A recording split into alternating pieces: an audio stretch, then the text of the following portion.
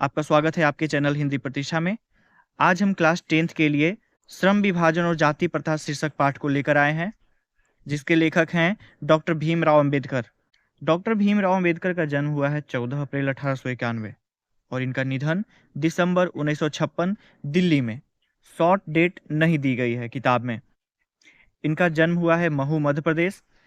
पिता का नाम रामजी सकपाल और माता का नाम भीमाबाई सकपाल। हालांकि माता पिता का भी नाम किताब में नहीं दिया गया है, इसके बावजूद भी याद रखें क्योंकि कई बार परीक्षा में पूछ लिए गए हैं, यानी परीक्षा के दृष्टिकोण से ये इम्पोर्टेंट है। इनकी प्राथमिक शिक्षा अपने गांव में ही हुई थी, लेकिन बाद की शिक्षा के लिए बड़ौदा नरेश, जो भी पीला कलर में लिखा हुआ है वो समझिएगा इम्पोर्टेंट है। बगल में कॉपी रख करके इसे नोट करते जाएंगे।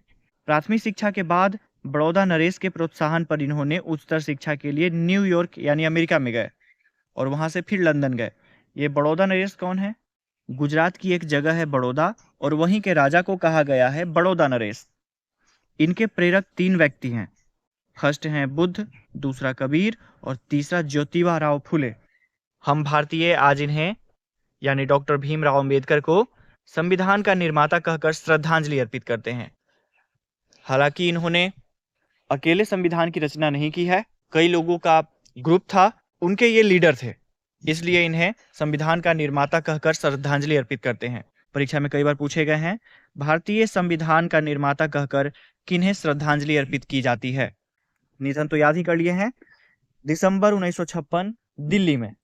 डॉक्टर भीमराव अंबेडकर के द्वारा बहुत सारे पुस्तकें लिखी गई, जिसमें से महत्वपूर्ण है the caste in India their mechanism. ये पूरा एक ही किताब है, the caste in India their mechanism. इसका अर्थ है कि भारत में जातिवाद और वो कैसे काम करता है। Genesis and development, the untouchables. Untouchables भी बहुत इंपॉर्टेंट है। यहाँ पे हु आर दे होना चाहिए था, डू आर दे हो गया है गलती से। हु आर शुद्राज भी इंपॉर्टेंट किताब है। Buddhism and communism, Buddha and his Dhamma. Thoughts on linguistic states, the rise and fall of Hindu women, annihilation of caste. ये सब जो कृतियां हैं वो डॉक्टर भीमराव अंबेडकर की है। एनिहिलेशन ऑफ कास्ट भी इंपॉर्टेंट है क्योंकि ये जो शीर्षक पाठ लिया गया है श्रम विभाजन और जाति प्रथा, एनिहिलेशन ऑफ कास्ट का ही एक छोटा सा हिस्सा है। हिंदी में उनका संपूर्ण वाङ्मय भारत सरकार के कल्याण मंत्रालय से बाबा साहब अंबेडकर संपूर्ण वाङ्मय नाम से 21 खंडों में प्रकाशित हो चुका है। संपूर्ण वाङ्मय मतलब ये अपने जीवन में जितना भी कुछ लिखे हैं वो भारत सरकार के कल्याण मंत्रालय के द्वारा प्रकाशित करवाया गया। और ये कितने खंडों में बटा? 21 खंडों में। यहां से प्रश्न पूछे जाते हैं, यहां से 3-4 प्रश्न ऐसे बनेंगे। बाबा साहेब अंबेडकर के द्वारा लिखा गया संपूर्ण वाङ्मय कितने खंडों में प्रकाशित हुआ? जवाब है 21 खंडों में। बाबा साहेब के संपूर्ण वाङ्मय जो कि 21 खंडों में प्रकाशित हुआ था, उसे किसने प्रकाशित करवाया?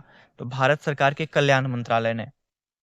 भारत सरकार के किस विभाग के द्वारा बाबा साहेब अंबेडकर की संपूर्ण वाङ्मय को प्रकाशित कराया गया?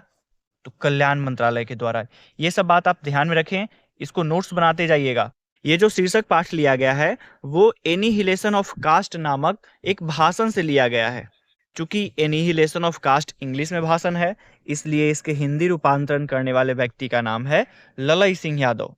आपसे प्रश्न पूछेगा कि श्रम विभाजन और जाति प्रथा किस भाषण का संकलित हिस्सा है? तो जवाब है एनिहिलेशन ऑफ कास्ट। ये भी प्रश्न पूछेगा एनिहिलेशन ऑफ कास्ट के हिंदी अनुवादक का नाम क्या है?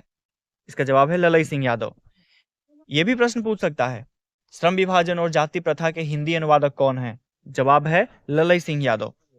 एनिहिलेशन ऑफ कास्ट नामक जो भाषण डॉक्टर भीमराव अंबेडकर ने तैयार किया था, यह भाषण लाहौर में दिया जाना था, लाहौर में 1936 में। लेकिन इसकी क्रांतिकारी दृष्टिकोण के कारण आयोजकों ने इस भाषण को देने से मना कर दिया। तो डॉक्टर भीमराव अंबेडकर ने एनिहिलेशन ऑफ कास्ट नामक जो भाषण था उसे एक किताब के ही रूप में परिणत करा दिया।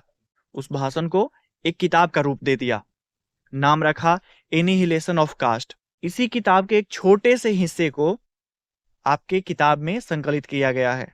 अगर आपसे प्रश्न पूछे एनिहिलेशन ऑफ कास्ट क्या है, तो ये एक भाषण है। लेकिन जब आपसे पूछा जाए कि श्रम विभाजन और जाति प्रथा क्या है, तो ये भाषण का छोटा हिस्सा होने के कारण निबंध बन जाता है। दोनों में अंतर है। श्रम विभाजन और जाति प्रथा। पहले इन दोनों शब्दों को समझते हैं। श्रम विभाजन क्या है और जाति प्रथा क्या है। श्रम विभाजन को समझते हैं। हर समाज में कुशल व्यक्तियों की आवश्यकता होती है। यानी अगर आपको साफ सुथरा कपड़ा चाहिए तो उसके लिए कपड़ा धोने वाला होना चाहिए।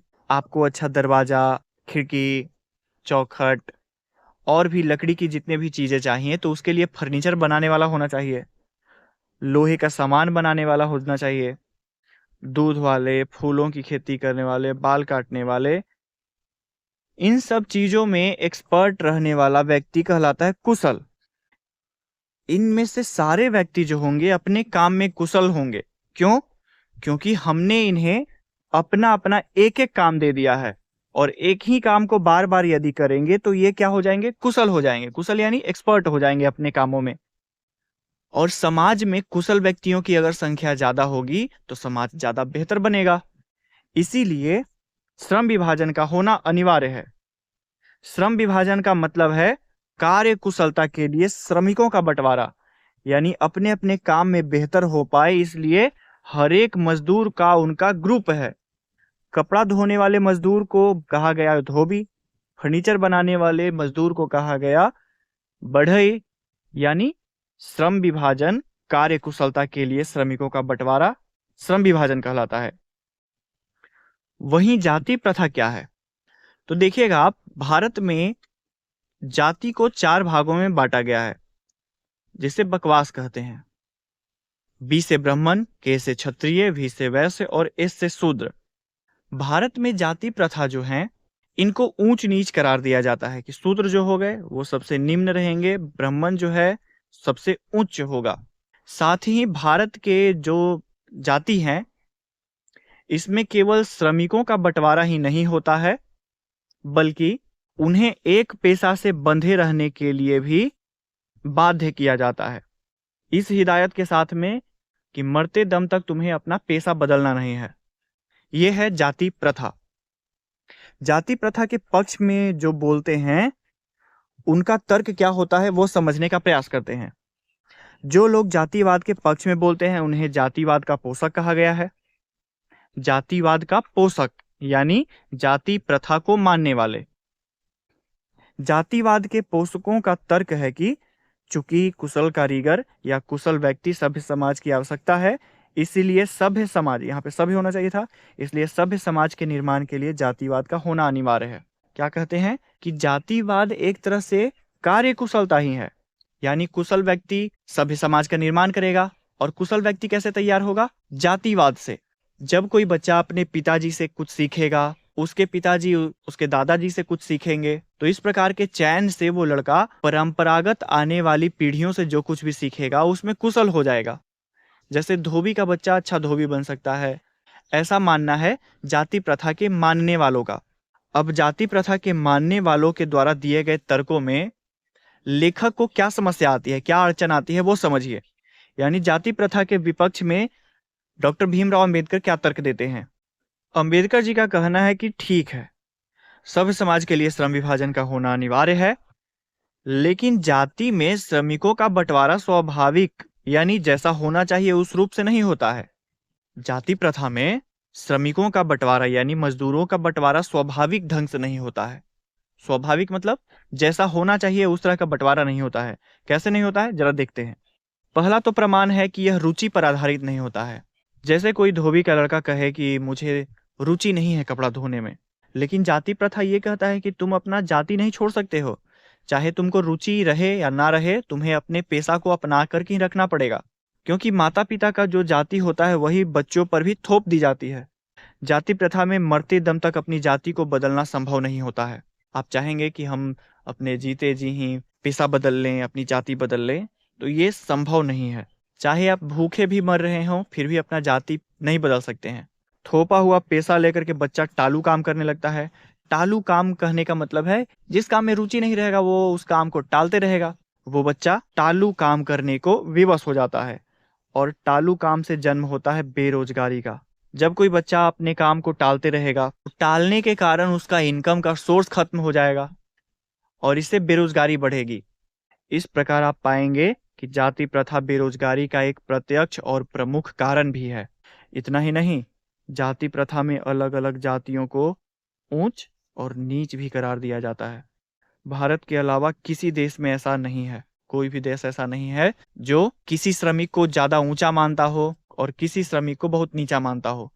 केवल भारत का ही एक ऐसा श्रमिक बंटवारा है जिसका नाम है जाति प्रथा।